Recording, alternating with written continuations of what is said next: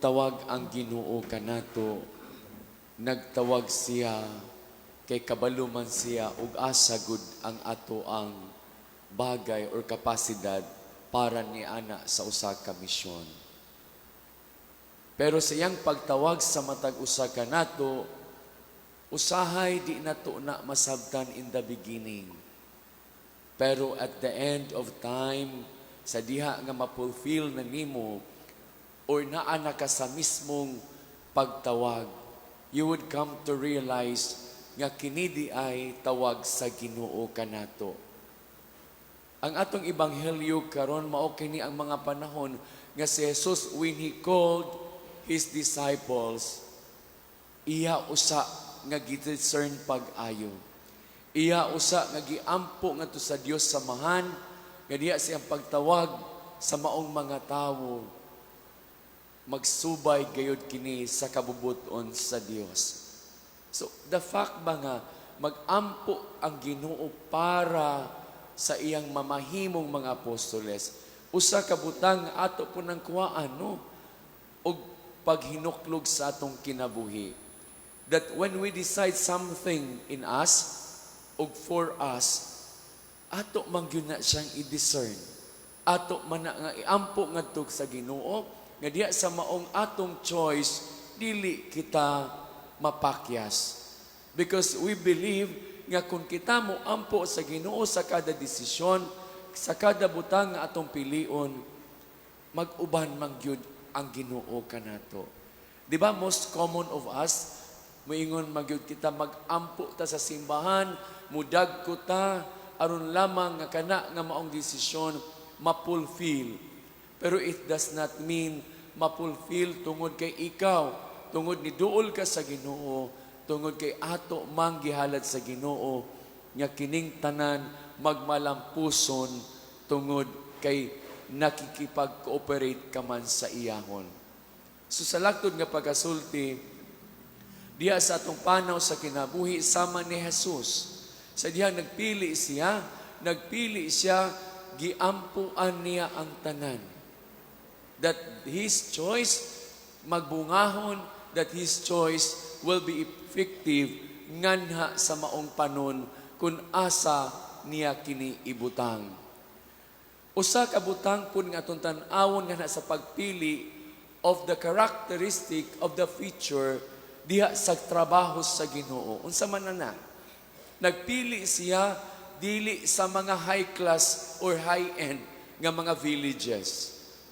Nagpili siya sa usa ka ordinaryong mga lugar sa pangapalaisdaan.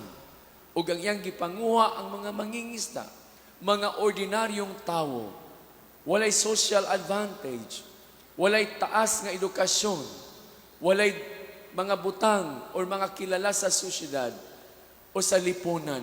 Dili mga dato, mga ordinaryong tawo, diin mamahimong dako gumikan, andam nga musunod ug mutrabaho nga na sa misyon sa Ginoo. Kay matud pa, in the ordinary things of life, if you allow the Lord, you can make great things out of it. Tungod kay dili man ikaw ang gidesinyon niini.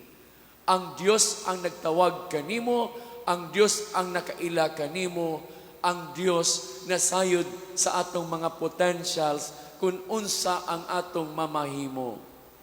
Mao kana ang mga butanga usay makaingon ta sa atong katilingban karon, sukwahi man. Because kita, when we choose, ilabi na sa mga lugar, sa mga trabaho, sa mga missions, ato magyong pilion ka ng gusto lang nato. Di ba? Sa ordinary life nato, ng everyday life nato, isa man atong tawgon kanunay. Di ba ato raman po mga suod? When we go out for dinner, when we go out for certain activity, si kuan lang, siya lang. Pero aduna biya kadias kiliran nga di gud na nimo mapansin. Dili man ingon ana ang Ginoo. Ngano man. Tungod kay ang Ginoo, matud pa lagi sige na ako nag-ingon, kung Ginoo mahigog man sa tanan. O Ginoo mo maminaw o magtiwala sa atoon, magtiwala siya not only for one or for two people. Magtiwala siya for all. Tanan. Kita kung mag-celebrate ta og something or occasion, kisa mato imbitahon. Ato na pong kauban sa circle kung asa ta nabilong. Pero na kay silingan gani nga muras ginhawang wala gani gikaon. Di gani ka kaimbita. Di ka kahatod og pagkaon. Pinabay na mga atin kong mga party, mga pari imbitahon man na bisa mga brothers pa. Papunta nimo dito sa likod sa dako nga balay, adunay mga gagmay balay nakahipi sa gilid. Musay maka-reflect ko, ginbitar ka ani nila. Ila ka aning gitagaan. Pero kaon, gasaw tangga kaon ko, gawna-una ko, ka ng silingan nila, iya ka aning giimbita. Or kami lang, mga pari, mga kailangan, mga tao, no? So, makita nato na the message that the Lord wants to convey nga nato, nga kita pod, kumutabang, kung maabot sa atong mga kamot, dili ta magpili. Ilabi na karon kay pista. Ang pista, normal, bisag dili ka imbitado, basta baga rakag nawong, mura man ay qualification. Baga rakag nawong, dili ta maulaw, magkakaon ragyo ka basta pista. Pero ang pumunta na, giimbita ba ka? Giingnan ba ka? Aris amuon. Di ba? Ano na yung mga tao nga, when they choose according to the parameter or the measurement nga naa nila. So, mao ka na magsunod ko ni Kristo nga ang pagpili sa Ginoo sa mga disipulo or apostoles, wala magmatter kung unsa ang imong qualification. Wala magmatter kung unsa imong kakayahan. Matod pa, kung ikaw puno diri sa gugma sa imong kasing-kasing, nga mutabang mo serbisyo, bisag wa kay potential. Tungod kay anaa kay gugma, you can always make a difference. You can always make small things, but with love. Iba ni Mother, si Sister Teresa na, no? Only small things, no? Nga makahimo ka, pero adunay gugma. Nga mahimong dako alang sa Ginoo, tungod kay it's not about the size, or the capacity, the measurement. It is all about love being put to the work of your hands. Nga mao'y nagpadako niini nga na sa imong pagserbisyo sa uban. Diba? We celebrate today the feast of Saint Nicholas. Kinsa man si Saint Nicholas, ordinaryo lang po na siya nga Agustinian friar. Agustinian nga anda muhatag siyang kaugalingon. Tungod kay para kaniya, every day sa kinabuhi, mangita kita sa Ginoo. Ibig sabihin, we should not forget the Lord every day in our lives. When we wake up in the morning, let us seek the Lord's face in our lives. Aron ningon ni ana, ang gugma sa atong isig kaingon, patigbabaw. Ngano mang nasantos na siya. Tungod kay mauman na iyang gihuptan. That every day, when he wakes up in the morning, hangtod na, he seek the face of the Lord. He always seeks the face of the Lord. Gipangita gunia ang Ginoo. Kita ka, nangita ba ta sa Ginoo every day? Nag-aurora man, natural. Nangita ta sa Ginoo kanunay. Tungod mao nata sa simbahan, nata nag-aurora because we always seek the Lord every day in our lives. O manggid ka na ang bugtong sukaranan nga diin kita makasunod sa atong pagka-Kristiyano gayud. Sama kang San Nicolas de Tolentino, walay laing ginahimo kundi nagpakita kaayuhan nga na sa tanang katawhan.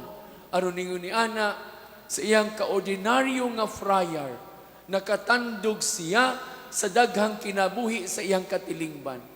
Nakatandog siya sa daghang mga tao nga diin nawad ang nagpaglaom, nawad ang naggana. Pero tungod kay sa iyang gihimo, adunay mga tao, bisan gani ang hayop, nahimo niya. Di siya mukaon, di siya ganahan nga patyon. Nabuhi ang gidulot niya nga pagkaon nga na sa iyang lamisa. tungod sa iyang kabalaan. Kay di siya ganahan nga mukaon ni ining mga butanga tungod kay ang mga langgam matod pa aduna say kinabuhi, aduna say pagkakataon nga mag-enjoy sila sa ilang pagkahayop. Munang sa iyang pag-ampo, imbis para to sa iyahon nga ipakaon sa iyahon, nilupad ang maong langgam. Nga naman, ang ipasabot ni Ana, nga ang tanan para sa iyahon, gihatagan niya respeto. Gihatagan niya kini og pagpahalaga. Mausad ka na ang tawag ka nato. That we should give value dina sa mga butang nga naa ka nato, sa kahigayunan nga naa nato, sa mga taong nakapalibot nato, sa mga tao nga dili gani nato mapansin kanunay. Pagawas nato dina ano na mga taong nakangiti, nakakatawa, pero di nato mapansin nga naman. Wa may hilamos, hugaw, ana sa gawas. Were you able to extend your smile to these people when they are smiling at you? Nakiingon ka ba niya, good morning, sa mga tao nga naa diya sa labas, nga nisimba, o naarang sa labas, mga tao nga dili mapansin kanunay. Naghimo ba ta niini? Because being ordinary sa kinabuhi, nagpasabot kini, following the Lord's part to humility. Mamahimo lamang kini kanato kung tinud-on nato ang atong pagsunod kaniya, tinud-on nato ang atong pagkinabuhi uban sa grasya o gugma sa Ginoo kanato. Amen.